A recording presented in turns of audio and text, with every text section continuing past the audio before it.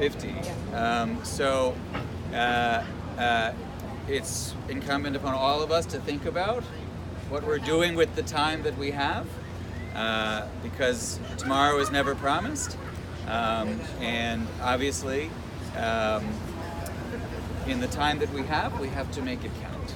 And we have to make sure that we leave this place a little bit better than we found it. And I know he did that. I hope I do that in the work that I do, but I know that you did that as well. So with that, let me introduce Anya, and a big round of applause for Vincent and Anya and Joseph.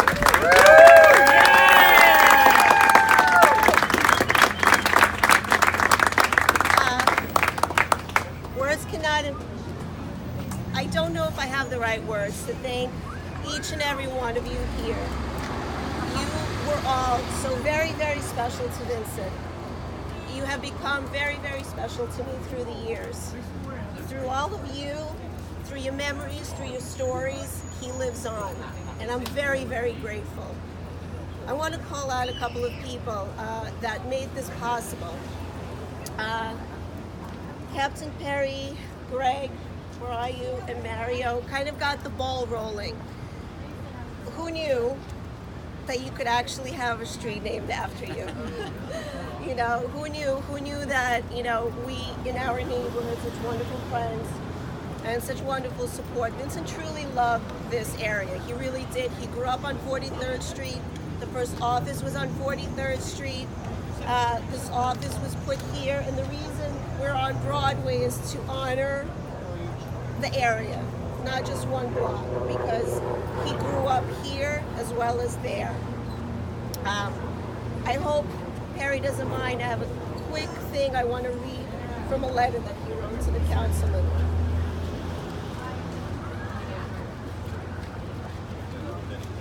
It says, I'm sure most people saw his sense of humor as one of his dominant traits. Even with all the laughter, it was his serious side that helped me through all of my tough times. He helped a lot of people. During their good times and bad, he was always willing to give someone a job, a loan, a ride, a meal, a sports ticket, a donation, advice, but most of all, a sympathetic ear. He took over his father's business, which consisted of 2 cars, used often for hustling in Manhattan, to a remarkable high-end service, which Joseph and I are proud to continue with the help of everyone here, with a large fleet and a very loyal clientele. Captain Perry says that he remembers telling him back then that he had a legitimate reason to drop out of college and run the business because of his father's passing, but he wouldn't have it. He ran the business and still attends at St. John's University as a full-time student. If I remember correctly, Perry says he graduated with a 4.0. We're not sure. Why not? He went from jeans and sneakers to a suit and tie, from hanging out with the boys on the weekends to working on the weekend late into the night. Not so fair for a 17-year-old. It was painful to see, but he sure did take it in stride. I was incredibly proud of him, just as I was 30 years later when he stayed in Astoria and gave back to the neighborhood in so many ways. He really did. He loved this area. He wanted to make sure everybody here was happy. He wanted to see it grow. But most of all, he wanted to see all his friends and all the people that matter, his son, to be great and to be good to each other and to give and to take care of each other. And most of all, he wanted everybody to laugh and to really enjoy your life, your family, and everything that God gave us. And I'm grateful, so very, very grateful for everyone. I'm grateful for our team at Vincent Limousine, who supports our family and our business and our friends every single day. We're very, very lucky. We're very, very lucky with such great friends. Mario, I love you. Peter, Daniela, you guys, everyone from Vincent Limousine, I can't thank you enough. And I know Vincent is so proud of every one of you here. I love you all. Thank you.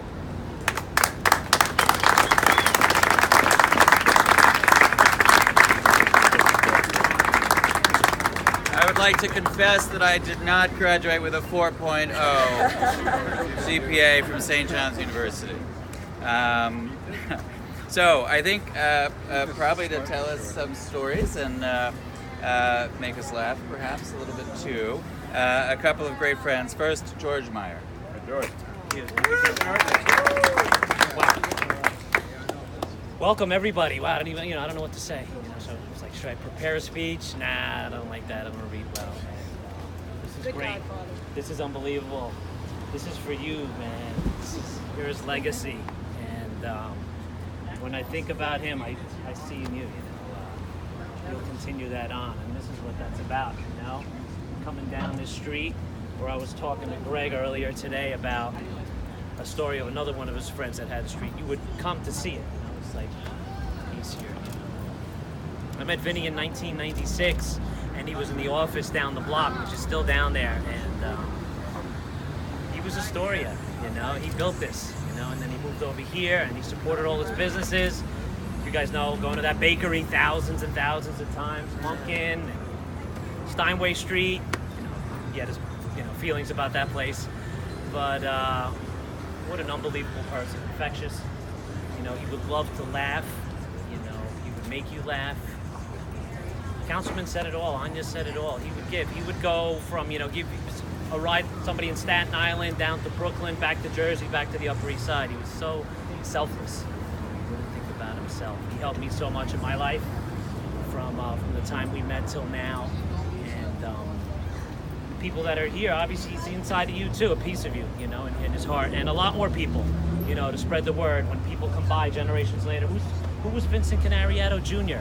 And people will be able to tell the story of who he was, or a little story of him, and continue those stories as well. And Greg Heitz called me about a year ago and said, or 18 months, thinking of doing this. I said, wow, really? And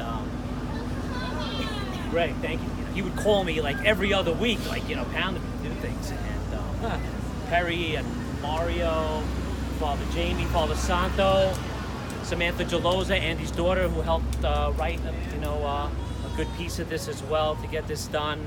This is great, man. This is really amazing. And, thank everybody for coming here. And Vinny's looking down, and I always look for a sign of him, and I already told a lot of people. So that parrot over there, right? That's kind of odd, right? Different. Thursday at 5 o'clock outside of a bar, he would be laughing. That's my sign. I'm waiting for hail. Laugh. Yeah. And I'm glad it's more of a joyous, try to be event, to continue that and let this guy know what a great person his father was and how much we loved him and how much I loved him. Thank you.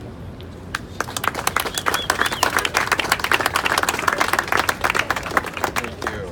And before we all experience, I think, what will be a very, very special moment when little Joseph unveils the sign. Why don't we hear from Andy Geloza to tell a little bit more. This is a great job, and this is a terrible job. So it's really good to see everybody who came out to honor Vincent. I'm sure somewhere he's laughing very hard at this whole thing.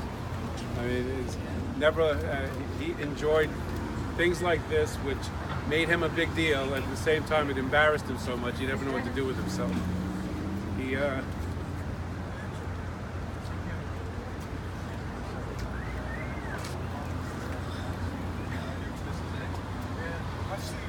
Vincent was a good man. He really was. I've seen the best of Vincent. I've seen the worst of Vincent. Let me put it that way. We spent a lot of time together since 1996, about the same time we met George, and here is the exact duplicate of Vincent.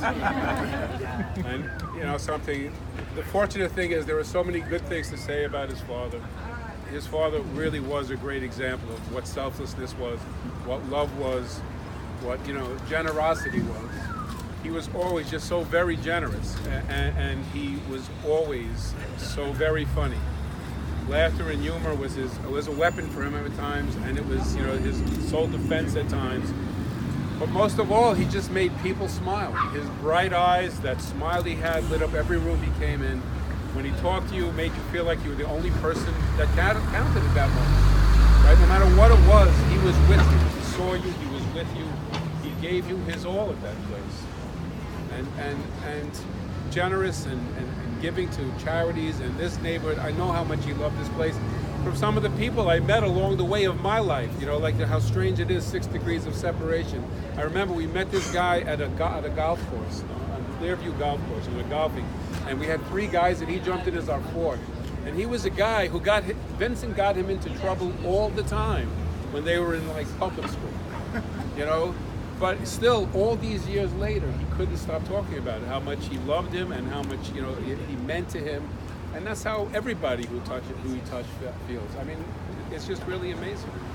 It's just amazing how, you know, he would make you feel so good. It was also amazing how he would be so inappropriate at times and embarrass you, you know, in situations that were just, you know, you couldn't imagine. But again, you always forgave him because, you know, he was like a little child. He was like a childlike being who was just there spreading joy in the world.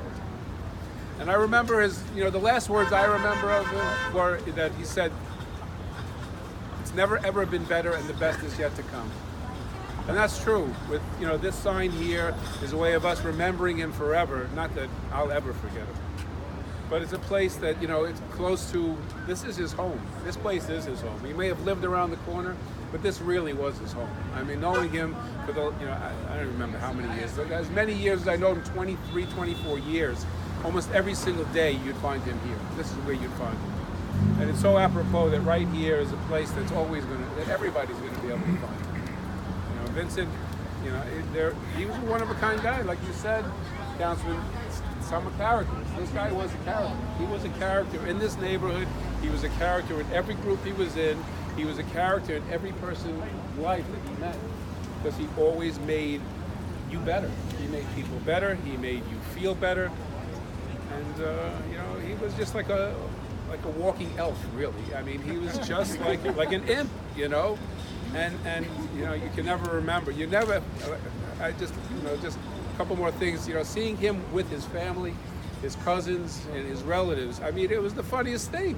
These people would abuse each other for 3 or 4 hours, and everybody laughing, throwing things at each other, and this was, you know, a good time. Even in bad times, like we get stopped, you know, like, you know, Yankee Stadium, doing something we weren't supposed to be doing. And indignantly, like he deserved it. You know, you have to let me go, and they did. They let us go. You know. Not the Jets. You know, the Jets made him leave. He tried though. And he tried everything. There was nothing that he got in his mind that he didn't try. Try very hard, and for the most part succeeded. He was a force to be reckoned with. You know, when you were in the way of something he wanted. You know, I was often the voice of reason, and I was often pushed out of the way of being in the way, because that's what he wanted to do. And he's, you know, just a lovely human being, and no one that I know deserves this more than him. And, you know, beautiful son, beautiful family, and I mean, the loves of his life. The loves of his life. He changed so much in the last, you know, 6 years before he left us. Because of you, because of his family. You gave him a family. You all know the other stories about family, and you gave him a family. And that was amazing. So, love you all, and love you.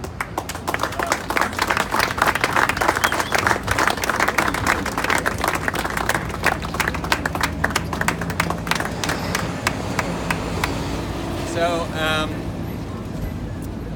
I've known you guys for about 20 minutes. But I want to say, even in that short time, this young man is very special.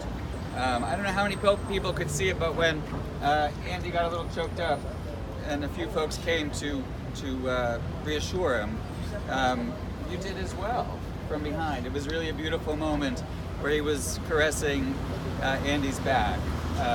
That is a very special thing at a very, very young age. So let's give a big round of applause for...